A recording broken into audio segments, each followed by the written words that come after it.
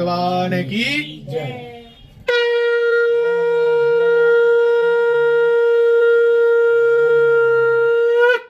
अथ चतुर्थोऽध्यायः। श्री सुतोवाच। सुत जी ने कहा, राजाओं में श्रेष्ठ उल्कामुख नामक एक जितेंद्रिय राजा था। वह सदैव देव मंदिर जाया करता था।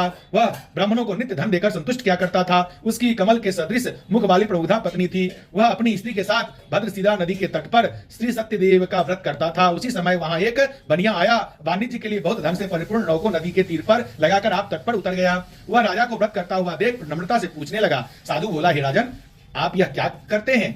वह हमसे विस्तार पूर्वक कहिए, सुनने की मुझे बहुत इच्छा है। राजोवाचा, राजा बोले, हे साधो, यह अति तेजस्वी विष्णु भगवान का पूजन है, जो अपने बांधवों के साथ पुत्रादि प्राप्ति की इच्छा से किया जाता है। तब बनिया नमस्कार कर बोला, हे राजन, इस व्रत को मुझसे कहिए, यह मैं भी करूंगा, कारण कि मेरे भी संतान नहीं है। इस व्रत से अवश्य होगी। वह व्रत की विधि जानकर अपने घर में आकर अपनी स्त्री से यह संतान प्रद व्रत कहा और यह संकल्प किया कि जब मेरे घर संतान होगी तब मैं अवश्य श्री सत्यनारायण भगवान का व्रत करूंगा। थोड़े ही समय में उसकी स्त्री लीलावती आनंद चित्त से गर्भवती हो गई। उसने 10वें मास में निर्मल एक कन्या को जन्म दिया। जैसे शुक्ल पक्ष की चंद्रमा की ज्योति बढ़ती है, उसी तरह प्रतिदिन कन्या वृद्धि को प्राप्त हुई। अपनी स्त्री के साथ साधु बनिए ने कन्या का जात कर्म कर कलावती नाम रखा।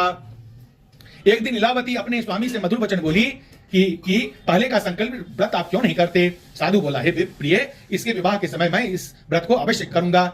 इस प्रकार स्त्री को समझाकर वह बाहर चला गया। इधर कलावती पिता के घर नित्य बढ़ने लगी। एक दिन धर्म के साधु बनिया ने सखियों के साथ खेलती हुई लड़की को विवाह के योग्य देख दूत को बुलाकर कहा, विवाह के निमित्त कन्या के लिए योग्य वर खोज कर ले आओ। साधु की आज्ञा पाकर दूत कांचन नगर में गए। उस नगर में एक वनिक पुत्र को लेकर साधु के पास आए। उसने सुंदर गुणयुक्त लड़के को देखा।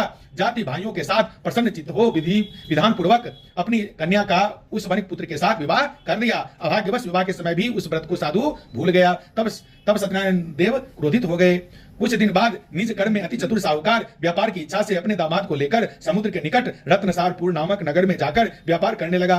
उसी समय श्री सत्यनारायण स्वामी ने साधु को प्रतिज्ञा से भ्रष्ट देख उसको साफ दिया कि तेरे ऊपर बड़ा भारी दुख पड़ेगा। उसी दिन चोरों ने राजा को धन को चुरा अपने पीछे देखते हुए साधु को दिशा को चले। दौड़ते हुए राजा के दूतों को आता देख डरकर धन को यहीं रखकर आप छिप गए। राजा के दूतों ने साधु के निकट आकर राजा के धन को देखा तो साधु को बांधकर आनंदित हो राजा के निकट ले जाकर बोले कि हे राजन, 2 चोर लाए हैं, इसको देखकर आज्ञा दीजिए। राजा साधु को देखकर विचार से आज्ञा दे दिया। फिर तो उन्हें खूब बांधकर बंदी खाने में बंद कर दिया।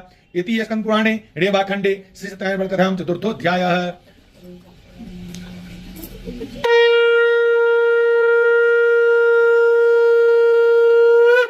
बोलिए श्री सत्यनारायण भगवान।